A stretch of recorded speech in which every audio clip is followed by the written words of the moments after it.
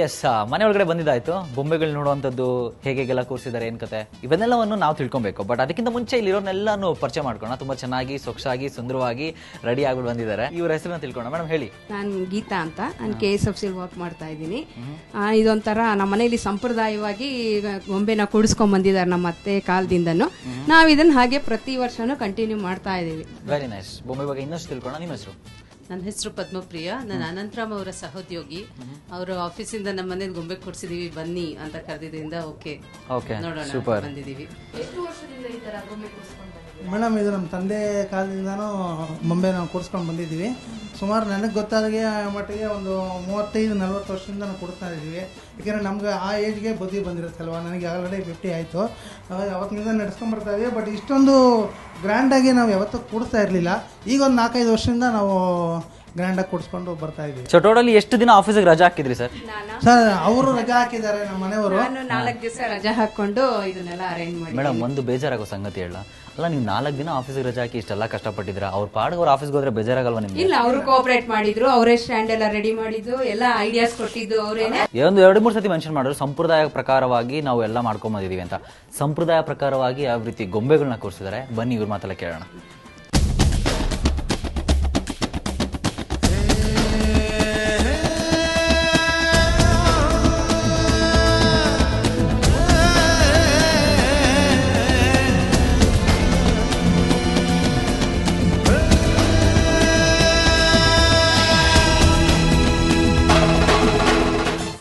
ಮನೆ ದೇವರು ಶ್ರೀನಿವಾಸ ದೇವರು. ಅದಕ್ಕೆ ಫಸ್ಟು ಶ್ರೀನಿವಾಸ ದೇವ್ರನ್ನ ಕೂಡಿಸಿದೀವಿ. ಅದ್ರ ಕೆಳಗಡೆ ವೈಕುಂಠ ಅಂತ ಮಾಡಿ, ಇದು ಆನೆಗಳು ಶ್ರೀನಿವಾಸನ್ಗೆ ತುಂಬ ಪ್ರಿಯವಾಗಿದ್ದು ಆನೆ ಅಂತ ಹೇಳ್ತಾರೆ. ಅದಕ್ಕೆ ಆ ಕಾನ್ಸೆಪ್ಟಲ್ಲಿ ಆನೆ ಇಟ್ಟಿದ್ದೀವಿ. ಮತ್ತು ಏನೇ ಒಂದು ಶುಭ ಸಮಾರಂಭ ಮಾಡಬೇಕಾದ್ರೂ ಬಾಳೆ ಗಿಡಗಳನ್ನು ಇಡೋ ಒಂದು ಸಂಪ್ರದಾಯ ಇದೆ. ಹಸಿ ಬಾಳೆ ಗಿಡ ತಂದಿಟ್ರೆ ಬಾಡೋಗುತ್ತೆ. ಅದಕ್ಕೋಸ್ಕರ ಈಗ ಏನು ಅವೈಲೇಬಿಲಿಟಿ ಇದೆಯೋ ಅದನ್ನು ತಂದು ಇಟ್ಟಿದ್ದೀವಿ. ನೆಕ್ಸ್ಟು ಇದು ದಶಾವತಾರ ಮತ್ತು ಆನೆಗಳು. ಅದು ಶ್ರೀ ರಾಮದೇವರ ಪಟ್ಟಾಭಿಷೇಕ ಸೆಟ್ಟು. ಇದು ಪಟ್ಟದ ಗೊಂಬೆಗಳು. ಇದು ಸುಮಾರು ಕಾಲದಿಂದ ಇಟ್ಟಿರೋಂಥ ಗೊಂಬೆಗಳಿದೆಲ್ಲ, ಸುಮಾರು ನಮ್ಮ ಅತ್ತೆ ಕಾಲದ ಗೊಂಬೆಗಳು. ಇದು ಲಕ್ಷ್ಮಣ ಮೂರ್ಛೆ ಹೋದಾಗ ಹನುಮಂತ ದೇವರು ಸಂಜೀವನಿ ಪರ್ವತನ ತಗೊಂಬಂದಿದ್ದು ಕಾನ್ಸೆಪ್ಟ್ ಇದು.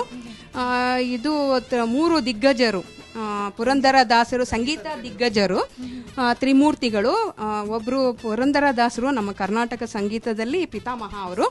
ಆಮೇಲಿಂದ ಮುತ್ತುಸ್ವಾಮಿ ದೀಕ್ಷಿತರು ಆಂಧ್ರದವರು, ತ್ಯಾಗರಾಜರು ಅವರು. ಮುತ್ತುಸ್ವಾಮಿ ದೀಕ್ಷಿತರು ತಮಿಳ್ನಾಡವರು. ಇವರು ಪಕ್ಕವಾದ್ಯದಲ್ಲಿ ಗಣೇಶ ಮೃದಂಗ ಬಾರಿಸೋದು, ತಬ್ಲಾ ಬಾರಿಸೋದು, ಇಲ್ಲಿ ಹಾರ್ಮೋನಿಯಮು. ಇವರು ಒಬ್ರು ಪಕ್ಕವಾದ್ಯದಲ್ಲಿ ಅವರು ತಂಬೂರ, ಮಿಕ್ಕಿ ತಂಬೂರ ಇನ್ನೂ ಬರೋರು ಅಂತ ಕಾನ್ಸೆಪ್ಟ್ ಅಲ್ಲಿ ಇಟ್ಟಿದ್ದೀವಿ. ಇಲ್ಲಿ ಪಟ್ಟದ ಗೊಂಬೆ, ಅದು ಇದು ಶ್ರೀನಿವಾಸ ಕಲ್ಯಾಣ. ಶ್ರೀನಿವಾಸ ದೇವ್ರು ಕಲ್ಯಾಣ ಮಾಡ್ತಿದ್ದಾರೆ. ಅದರಲ್ಲಿ ಬ್ರಹ್ಮ, ಸರಸ್ವತಿ ಮತ್ತೆ ಆಕಾಶ್ ರಾಜ ಕನ್ಯಾದಾನ ಮಾಡಿ ಕೊಡುವಂತ ಒಂದು ಇದು ಅಷ್ಟಲಕ್ಷ್ಮಿ ಸೆಟ್ಟು. ಅದು ಕೈಲಾಸ ಪರ್ವತ, ಶಿವನ ಒಡ್ಡೋಲಗ. ಅದು ಬ್ರಹ್ಮ, ಸರಸ್ವತಿ, ವಿಷ್ಣು ಎಲ್ಲರೂ ಇದ್ದಾರೆ. ನಂದಿ ಮುಂದೆ ಇದ್ದಾರೆ. ಇದು ಕೃಷ್ಣನ ಬಾಲ್ಯ ಲೀಲೆ ಅಂತ.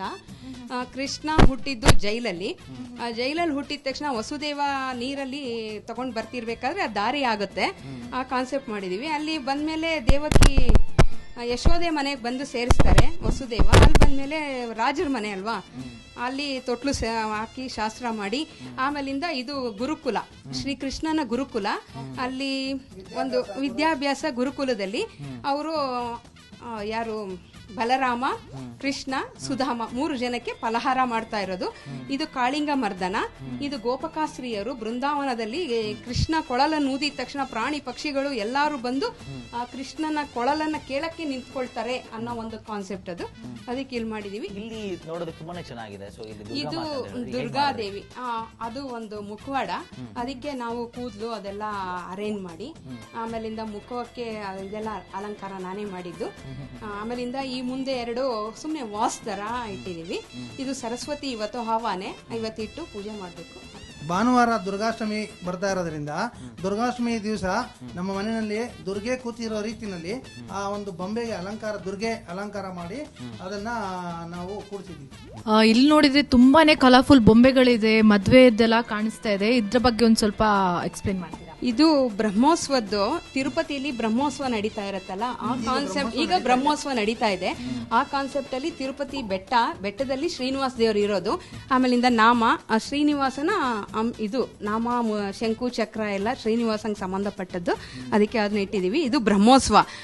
ಇದು ಕೋಲಾಟ ಆಡ್ತಾ ಇರೋದು ದೇವ್ರ ಮುಂದೆ, ಎಲ್ಲರೂ ಭಕ್ತಾದಿಗಳು ನಮಸ್ಕಾರ ಮಾಡ್ತಾ ಇರೋದು, ದೇವ್ರ ಮೆರವಣಿಗೆ ಬರುತ್ತೆ ಅಂತ. ಅದು ಮೇಲೆ ಇಂಡಿಯನ್ ಆರ್ಮಿ ಅಂತ, ಇಂಡಿಯನ್ ಆರ್ಮಿ ಎಲ್ಲರೂ ಇದ್ದಾರೆ. ಜೊತೆನಲ್ಲಿ ಒಂದು 5 ಜನ ಸಿವಿಲಿಯನ್ಸ್, ಮಿಲಿಟರಿ ಎಲ್ಲ ಇದ್ದಾರೆ, ನೇವಿ ಎಲ್ಲ ಇದೆ. ಇದು ಸರ್, ಇದು ನಾವು ನಮ್ಮ ಮನೆಯಲ್ಲಿ ಒಂದು ಸಂಭ್ರಮ, ಮದುವೆ ಸಂಭ್ರಮ ಅಂತ ಮಾಡಿದಾಗ ನಾವು ಬೀಗರ ಮನೆ ಅಂತ ಅರೇಂಜ್ ಮಾಡ್ತೀವಿ. ನಮ್ಮ ಬ್ರಾಹ್ಮಣರ ಮನೆ ಪದ್ಧತಿ ತರ ಗಂಡು ಹೆಣ್ಣು ಮದುವೆಗೆ ಮೊದಲು ಬೀಗರ ಮನೆ, ಗಂಡಿನ ಮನೆ ಅಂತ ಆಕ್ಚುಲಿ. ಅಲ್ಲಿ ಆ ಮನೆಯಲ್ಲಿ ನಾವು ಹೆಣ್ಮಗುಗೆ ಕೊಡೋ ಅಂತ ಪಾತ್ರೆ ಪಡಗೋ ಆಮೇಲಿಂದ ಡಬ್ಬದಲ್ಲಿ ಸಾಮಾನುಗಳೆಲ್ಲ ಹಾಕಿರ್ತೀವಿ ನಾವು. ಹಾಗೆ ಇವತ್ತು ಬೀಗರ ಮನೆ ಅಂತ ಅದು ಮಾಡಿದೀವಿ. ಅಲ್ಲಿ ಹಣ್ಣು ತರಕಾರಿ ಎಲ್ಲ ಇಟ್ಟಿದೀವಿ, ಪಾತ್ರೆಗಳು, ಇದು ಕುಕ್ಕರು, ಡ್ರೆಸ್ಸಿಂಗ್ ಟೇಬಲ್, ಹುಡುಗಿದೆಲ್ಲ ಮಾಡಿದೀವಿ. ಆಮೇಲೆ ಇದು ಗೋಧಿಕಲ್ ಶಾಸ್ತ್ರ ಅಂತ ಹೇಳ್ತಾರೆ ಸರ್. ಒಂದು 5 ಜನ ಮುತ್ತೈದೆಯರು ಸೇರಿ ಒರಳಕ್ಕೆ ಪೂಜೆ ಮಾಡಿ, ಬೀಸಕಲ್ಗೆ ಪೂಜೆ ಮಾಡಿ, ಅದನ್ನ ಅರಿಶಿನ ಕುಟ್ಟಿ ಅದೆಲ್ಲ ಮಾಡುವಂತ ಕಾನ್ಸೆಪ್ಟ್ ಇದು. ಸೊ ಇಷ್ಟೆಲ್ಲ ತುಂಬಾನೇ ಸುಂದರವಾಗಿ ಎಕ್ಸ್ಪ್ಲೇನ್ ಮಾಡಿದ್ದಾರೆ ಮೇಡಮ್ ಅವರಿಗೆ. ಥ್ಯಾಂಕ್ ಯು ಸೋ ಮಚ್ ಅಂತ ಹೇಳ್ತಾ ಇದ್ದಾರೆ. ಇವರ ಮನೆ ದೇವರು ವೆಂಕಟರಮಣ ಸ್ವಾಮಿ ಅಂತ ಹೇಳ್ತಾ ಇದ್ದಾರೆ. ಹಾಗಾದ್ರೆ ನಾವೆಲ್ಲರೂ ಸ್ಮರಿಸಲೇಬೇಕು, ವೆಂಕಟರಮಣ ಸ್ವಾಮಿ ಪಾದಾರವಿಂದ ಗೋವಿಂದ ಗೋವಿಂದ. ನಿಮ್ ಮನೆಗ್ ಬಂದಿರೋದಂತೂ ನಮ್ ಇಡೀ ಹೋಲ್ ಟೀಮ್ಗೆ ತುಂಬಾನೇ ಖುಷಿ ಆಗಿದೆ. ನಿಮ್ಗೆ ಹೇಗೆ ಅನ್ಸ್ತಾ ಇದೆ? ನಂಗೂ ತುಂಬಾ ಖುಷಿ ಆಯ್ತು, ನೀವೆಲ್ಲ ಬಂದಿದ್ದು, ನಿಮ್ಮನ್ನೆಲ್ಲ ನೋಡಿದ್ದು. ನಾನು ನಿನ್ನೆ ಬಂದು ನಿಮ್ಮ ಟಿವಿ ಇದ್ರಲ್ಲಿ ಹೇಳ್ದೆ, ನೀವು ಇಷ್ಟು ಬೇಗ ರೆಸ್ಪಾಂಡ್ ಮಾಡಿ ಬರ್ತೀರಾ ಅಂತ ನಾನು ಅನ್ಕೊಂಡಿರ್ಲಿಲ್ಲ. I felt very happy. Thank you. ನಿಮ್ಗೆ ಹೇಗೆ ಅನ್ಸ್ತಿದೆ? ನಮಗೂ ತುಂಬಾ ಖುಷಿ ಆಗ್ತಾ ಇದೆ ಮೇಡಮ್, ಬಹಳ ಖುಷಿ ಆಗ್ತಾ ಇದೆ ನೀವೆಲ್ಲ ಬಂದಿದ್ದು. ಈ ಸಂತೋಷದಲ್ಲಿ ನಿಮ್ಗೆ ರಾಜ್ ಮ್ಯೂಸಿಕ್ ಅವ್ರ ಕಡೆಯಿಂದ ಗಿಫ್ಟ್ ಹ್ಯಾಂಪರ್ ಇದೆ. ಅಯ್ಯೋ, ಫಸ್ಟ್ ಗಿಫ್ಟ್ ಕೊಡು, ಆಮೇಲೆ ಬೊಂಬೆ ತರ ಸಂತೆ ಆಡ್ಸು ಅಂತೆ. Thank you so much. Raj music ನೋಡ್ತೀರಾ ಎಲ್ಲರಿಗೂ ಹ್ಯಾಪಿ ದಸರಾ.